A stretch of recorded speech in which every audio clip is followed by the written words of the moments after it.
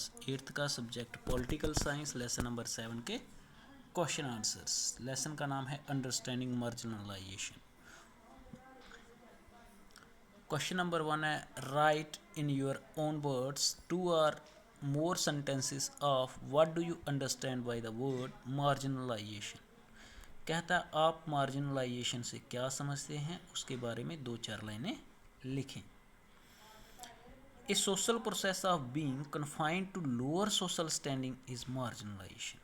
यानी कि वो सोशल प्रोसेस जिससे इंसान लोअर स्टेटस में हो तो लोअर में ही रहे, ठीक है, अपना स्टेटस इम्प्रूव ना कर पाए, उसको कहते हैं हम marginalisation. It involves people being denied there fundamental rights that result in lowering their social and economic status.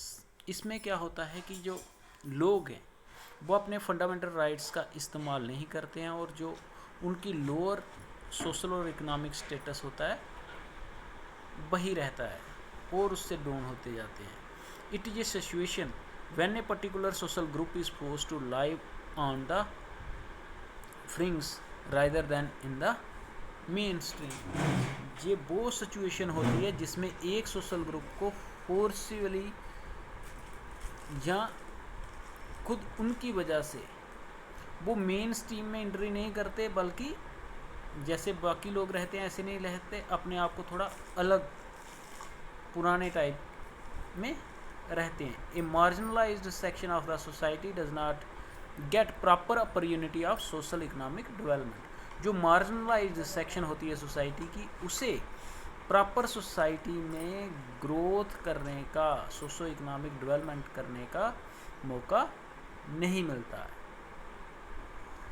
अगर मिलता भी है तो उसका वो सदुपयोग नहीं करते हैं। क्यों? क्योंकि वो फंडामेंटल राइट्स के बारे में नहीं जानते हैं। List 2 reasons why Adivasis are becoming increasingly marginalised. 2 कोई कारण बताओ जिसकी वजह से जो आदिवासी हैं वो मार्जिनलाइज्ड हो रहे हैं दिन प्रतिदिन।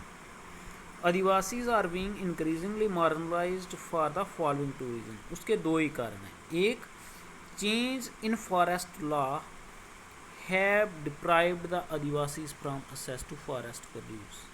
एक तो फॉरेस्ट लॉ में जो तब्दीलियां हुई हैं उससे क्या हुआ है, आदिवासियों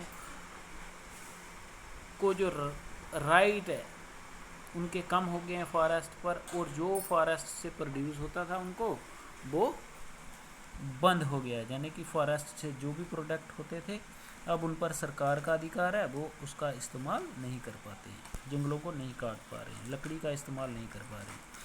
Construction of factories and other projects in tribal areas are forced many tribal people to migrate to other places in search of livelihood।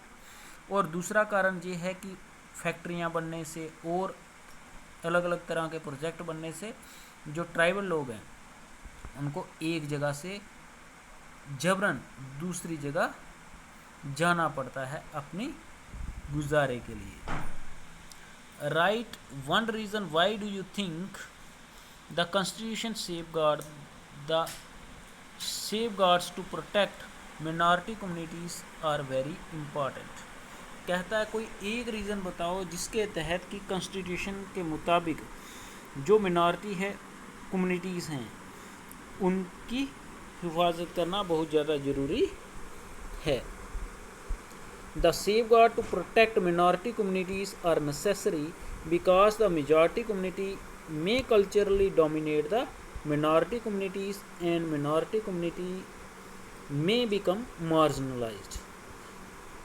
Safeguard करना उनके राइट्स का मिनॉरिटी कम्युनिटीज़ का बहुत ज़्यादा ज़रूरी है। क्यों? क्योंकि अगर ऐसा नहीं होगा कॉन्स्टिट्यूशन के द्वारा तो जो मेजॉरिटी कम्युनिटी है वो कल्चरली उन पर डोमिनेट करेगी।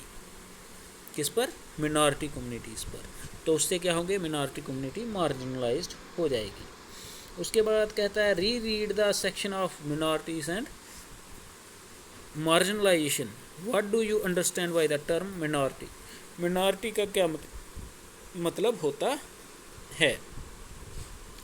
Minority is the community that is numerically small in relation to the rest of the people. Minority community हम उसे कहते हैं जो संख्या में कम हो in relation to other population, ठीक है, बाकी वालों की पॉपुलेशन से जो कम हो उसको क्या कहते हैं हम, minority community. A particular religious section which has a low percentage in population compare to the major religious community is called minority. कोई भी रिलीजियस कम्युनिटी जिसकी तादाद कम हो अदर रिलीजन से उसको कहते हैं हम minority community. For example India में क्रिश्चियन, सिख, मुस्लिम, बुद्ध, जैन ये सब मिनॉरिटी कम्युनिटीज़ हैं क्योंकि हिंदुओं की संख्या इनसे ज़्यादा है। इंडिया में दो तरह की मिनॉरिटीज़ होती है, एक लिंग्विस्टिक और दूसरी होती है रिलीजियस मिनॉरिटी। फिर कहता है you are participating in a debate where you have to provide reason to support the following statement. Muslims are a marginalised community. कहता है सपोज करो कि आप एक डिबेट में हिस्सा ले रहे हो और आपको डिबेट करनी है कि जो मुस्लिम हैं वो मार्जिनलाइज्ड कम्युनिटी है, तो using the data provided in this chapter list 2 reason that you would give. कोई 2 रीज़न बता दो कि जिसकी वजह से आपको लगे कि मुस्लिम कम्युनिटी जो है मार्जिनलाइज्ड कम्युनिटी है इस चैप्टर के मुताबिक। As per the data provided in the chapter the literacy rate of the Muslim population in India is only 59%। Hindustan में कितने परसेंट मुस्लिम पढ़े लिखे हैं? 59%, which is lowest compare to 65% Hindus, जो कि हिंदुओं से कम है। हिंदू कितने पढ़े लिखे हैं? 65% और मुस्लिम 59% पढ़े लिखे हैं। उसके बाद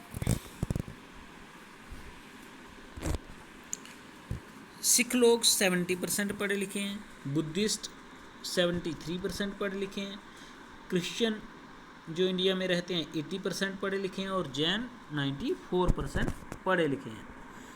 Also, only 3% of the Muslim representatives represent the esteemed Indian Administrative Service cadre।